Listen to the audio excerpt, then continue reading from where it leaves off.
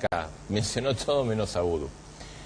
Estamos con Alfonso Pratgay. Hace poquito, hace algunas horas, dijo: el gobierno está cometiendo errores similares o algunos de los errores que cometió Fernando de la Rúa. ¿No es demasiado fuerte comparar a Cristina con de la Rúa? Sí, compararlos ellos dos sí, porque hay una situación política muy diferente y una situación económica muy diferente. Ahora, si uno juzga las acciones, Marcelo, atraso cambiario fue el caballito de batalla de la Rúa y es lo mismo que está haciendo este gobierno, que además se dice progresista. Este gobierno implementó un control de cambios, que podríamos llamar hasta incluso corralito cambiario. Hoy nadie puede comprar a menos que la AFIP le diga que sí, ¿no? Este gobierno está empujando a las provincias a que suban impuestos y bajen el gasto, lo mismo que hacía de la Rúa en el 2001 cuando las provincias no tenían fondos. Y este gobierno, insólitamente, como si estas tres cosas no fueran ya de por sí insólitas, está entreteniendo la idea disparatada de especificar, ¿no? Que fue lo que vino inmediatamente después de la Rúa, ¿no? Si vos haces ese recorrido, cuesta entender cómo se pueden tomar decisiones tan equivocadas en tan poco tiempo, cómo puede haber una ausencia total de voceros. Yo veía el último de los sub y bajas y pensaba, hay alguien que ni siquiera está acercándose a sentarse Ni siquiera lo invita a la plaza. Claro, que es Lorenzino, digamos, que es el jefe directo de Kicillof, ¿no? Ayer salió Julio Alac a explicar que no iba a haber especificación, el ministro de Justicia, digamos, ¿no? Y antes lo tuvimos a Aníbal y todo lo que ya sabemos, ¿no? Entonces, la sensación que está dando Cristina Kirchner es una sensación de desgobierno y de una propensión irrefrenable para cometer errores, ¿no? ¿Usted piensa, digamos, que o sea, la situación económica objetiva de hoy no tiene nada que ver con la del 2001, ¿no? Digamos, una era gravísima y ahora hay una... ¿Cómo se puede calificar ahora? A ver, hoy hay una oportunidad internacional que todavía es muy beneficiosa para Argentina, que nosotros podemos decidir o no aceptar. Pero en la época de la Rúa había, el precio de la soja era $150. Hoy es 520. O sea, no es exacto lo que dice la presidenta de que el mundo se nos está cayendo encima. No, lo que se nos está cayendo encima es lo que ellos llaman el modelo, ¿no? El mundo, al contrario, el mundo tiene sus problemas, pero como consecuencia de las soluciones que necesitan aplicar para resolver esos problemas, todo es beneficio para nosotros. Tasas de interés muy bajas en Estados Unidos, en Japón, en Europa, precios de las cosas que nosotros producimos muy altos. Realmente con esta situación es inexplicable que estemos discutiendo estas cosas, Marcelo. Hay más de 40.000 millones de dólares de reservas en el Banco Central, pero tenemos control de cambios. Esto no pasó nunca en la historia argentina, ¿no? Entonces, mi preocupación no es por lo que... Las reservas están, porque algunos dicen, bueno, hay reservas, pero en realidad no están en el momento, si hay un reclamo, una necesidad de la gente, no estarían todos los dólares necesarios. No, las reservas están. Distinto es si se alcanzan para comprar todos los pesos, como en la época buena de la convertibilidad. Las reservas están, hay partes de esas reservas que ya están como comprometidas con el Banco de Basilea, con los propios ahorristas argentinos que depositan dólares y que se los van llevando, dicho sea de paso. Y esto es lo que ocurre. Todas estas medidas van provocando el problema que no teníamos que tener y que lo estamos teniendo, que es Argentina está al borde de una recesión. No porque se cayó el mundo encima, no porque no tenemos la oportunidad, sino porque en noviembre del año pasado vino un señor que no apareció tampoco en Sub y Baja, Moreno. Ese está muy arriba, claro, ese en el tobogán, pero arriba. Se escapa de la pantalla. Un señor que se llama Moreno que dijo, qué buena idea, para frenar la fuga de capitales vamos a prohibir la compra de dólares. Se la prohibimos a los que quieren ahorrar, se la prohibimos a los que quieren especular, se la prohibimos a los que quieren importar, se la prohibimos a los que quieren pagar la deuda afuera. Bueno, no hay una economía que funcione de esa manera. Y la consecuencia de eso es que... O sea, que a los problemas, digamos, que hay en la economía hay como una suerte de mala praxis de los funcionarios del área económica o de la propia presidenta. Y yo creo que por la forma en que se toman decisiones en este gobierno es la presidenta, ¿no? No hay otra explicación.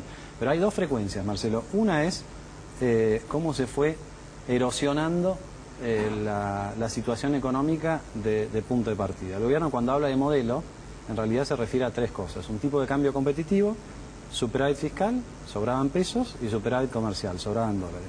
Esa es la situación que heredó Kirchner en el 2003. Y eso es lo que fue desapareciendo de a poco. Ya no hay superávit fiscal, ya no hay superávit comercial, y el tipo de cambio no es competitivo. Pero usted fue presidente del Banco Central en la época de Kirchner. Sí. Bien. Kirchner, ¿hubiera tomado una decisión así de restricción de mercado? Honestamente no lo sé, Marcelo, porque Kirchner también fue cambiando mucho a lo largo del tiempo y yo ya no los vi más. Yo creo que Kirchner tenía mucho cuidado en no desestabilizar algunas cosas, ¿no? Y creo que sí entendía que más allá de la ideología era importante no jugar con la confianza de los argentinos y de los ahorristas.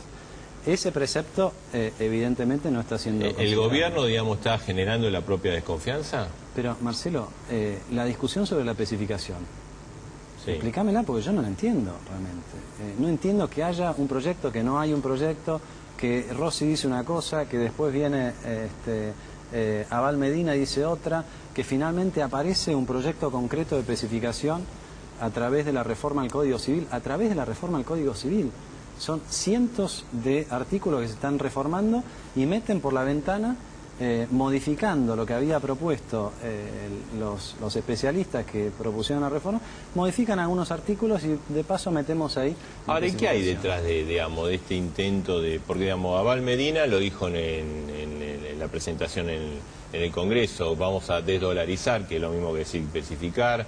Después Kicillof lo desmintió, después hubo un proyecto de Petri, después lo apoyó Rossi, aparece esto que pareciera como una estatus muy importante, porque este proyecto lo envió con la firma de la presidenta, ¿no? ¿Qué es lo que quiere hacer el gobierno cuando quiere especificar? Yo creo que lo que hay, Marcelo, es un desgobierno, porque en un momento donde caen los depósitos en dólares, donde hay tanta desconfianza que un bono que vence dentro de 2 meses tiene un rendimiento del 18%, 17%, que salgan desde el gobierno a hablar, aunque más no sea especular con la posibilidad de una especificación, realmente hay que ser masoquista para hacer una cosa así. Lo que yo interpreto... Porque la gente interpreta como que le quieren manotear algún dólar de algún lado. Pero claro, la gente interpreta eso, independientemente que el objetivo final lo podemos compartir. Yo creo que Argentina debiera tener una economía mucho menos dolarizada y usar más el peso. Eso era lo que intentamos hacer nosotros cuando estábamos en el Banco Central, Marcelo. La gente ni hablaba del dólar porque el peso era sólido, no había inflación.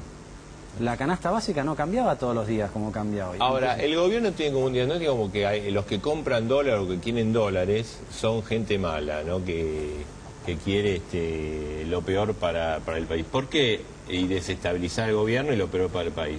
¿Por qué la gente compra dólares o el que no puede comprar está atento al dólar? yo diría por 3 motivos. Primero, porque históricamente el dólar fue un refugio frente a momentos de dificultad o de riesgo. Segundo, porque el dólar objetivamente está barato. O sea, si uno mira cómo evolucionaron los precios de las cosas, lo único que queda más o menos barato hoy en Argentina es el dólar. Hoy un kilo de pan en dólares vale un 50% más de lo que valía en el 2001. Y tercero, porque el gobierno, con todos estos errores, puso el tema en el tapete. O sea, puso el tema del dólar paralelo, puso el tema de la escasez de dólares, de la especificación. Todo esto son acciones de ellos que aparecen todos los días en la tapa de los diarios y que provocan una ansiedad y una demanda que quizás no hubiera existido. Digamos, muchos economistas dicen, bueno, acá el verdadero problema no es que el dólar esté a 6, sino que es el problema de la inflación. Sí, coincido. Y que la gente, bueno, ante la inflación dice, bueno, trato de preservar mi valor en dólares. Pero por eso te digo, o sea, la gente compra dólares. A ver, si el dólar estuviera caro, nadie estaría intentando comprar dólares. Se combinan las dos cosas, el miedo, la ansiedad, con que objetivamente está barato el dólar, ¿no? Y con que además viene el gobierno y dice, no, mi política va a ser mantener el tipo de cambio tal cual está, ¿no? Y lo dice en un momento donde todas las monedas caen contra el dólar. Ahora, cuesta creer eso, porque precisamente el kirchnerismo hizo como una profesión de fe del tipo de cambio alto. Pero eso es falso, Marcelo. O sea, hizo la profesión de fe en el arranque. Claro, pero digo, y además en la Argentina el atraso del tipo de cambio siempre terminó mal. Digamos, históricamente, a ver, Martínez de Oz, Menem, de la Rúa con su continuidad. ¿Y cómo se entiende que se vuelva a un error que ya aplicaron otros gobiernos y que la cosa terminó mal? Esto yo creo que es lo más preocupante. Hace unos días escribí un artículo en un diario y me quejaba de esto, digamos. No puede ser que durante 60 años cada tanto nos vuelve a atacar esta cosa de obsesionarnos con el tipo de cambio fijo o semifijo, ¿no? Hay como una sensación para el que está en el gobierno de que la mejor medida de estabilidad económica es el dólar. Si el dólar no se mueve, quiere decir que todo está bien, ¿no? Bueno, lo comprobamos en los 90, lo comprobamos durante la tablita de Martínez de Hoz, está pasando lo mismo ahora. Si vos medís el tipo de cambio, el dólar hoy, en términos reales, está más o menos en el mismo valor que tenías en noviembre del 2001 y en promedio el mismo valor que tenías en la segunda mitad de los 70. Hoy, si no sos un productor de soja, prácticamente no podés exportar, ¿no? Entonces, lo que se tiene que entender es que la consecuencia de sentarse sobre el nivel del tipo de cambio, cuando todo el resto del mundo además devalúa, es que le exigís al productor argentino algo imposible de lograr, competir con el resto del mundo y ser competitivo para vender. Pradgay, ayer el gobierno anunció la medida de los créditos hipotecarios, ¿no? Un plan muy ambicioso en los títulos. Y que, bueno, ojalá que se concrete porque la gente necesita crédito. Pero hay un tema que incluso hoy la Corte se ocupó, me parece, en el pedido que le hizo al ANSES con respecto a qué hacía con los fondos que se aportan los trabajadores y los jubilados que administra el ANSES, que es, por un lado, si esa plata se presta al 2% o al 14%, el que recibe dice, bueno, es un gran beneficio, porque la inflación está arriba del 20%. Pero por otro lado, los que aportan y los futuros jubilados van a tener una pérdida. Eso es así. Lo que pasa es que tampoco hay muchas otras alternativas de inversión que den una tasa más alta que el 14%, ¿no? Yo creo que en todo caso lo que habría que decidir es que si le cobra una tasa muy baja, como el 2%, tendría que surgir un subsidio directo legislado por el Congreso para cubrir la diferencia entre eso y una tasa razonable para que el ANSES no se vaya desfinanciando. Lo que ocurre es que como el gobierno interpreta que todo lo mismo, el Banco Central, el ANSES, las distintas cajas son todas para el control central, entonces a ellos no les da demasiada diferencia. Y esta es la gran diferencia que hay con los gobernadores, ¿no? Los gobernadores hoy están obligados a empezar a subir impuestos, bajar el gasto, porque no tienen un ANSES propio y tampoco tienen un Banco Central que se pueden llevar por delante, ¿no? La reforma a la Carta del Banco Central es eso. ¿Usted piensa que hoy estuvo el primer amparo ante esta suerte de cepo cambiario? No uso la palabra corralito porque genera mucho temor, pero es un corralito, Marcelo, porque la verdad que la gente que... Sí, que no puede comprar, digamos, sí, ¿no? Y aclaro esto, porque también está en el discurso oficial, no, estos son 11% nomás de la población que compra. Para muchísima gente, yo diría que para la base de la pirámide, la única alternativa que tienen es comprarse 20, 15, 35, 40 dólares, porque no tienen la sofisticación de ir a depositar en un banco, comprarse un bono, además. Por eso es tan grave que ahora encima vengan con la cuestión de la especificación. Si puedo aclarar una cosa, ¿no? Sí. Vos lo habrás escuchado hoy a ALAC. Lo que dijo ALAC es totalmente mentira. Si vos lees la modificación, el artículo 765 del Código Civil, no dice lo que dijo ALAC. ALAC dice que si el contrato entre privados dice dólares, entonces es dólares. El Código Civil dice que aunque diga dólares, al momento del vencimiento, el deudor puede pagar en pesos al tipo de cambio oficial. Entonces, eso es un recordatorio de todas las cosas malas que le pasaron a Argentina que no queremos que le vuelvan a pasar. Pradgay, gracias por estar esta noche acá. Nosotros hacemos una breve pausa y después de la pausa...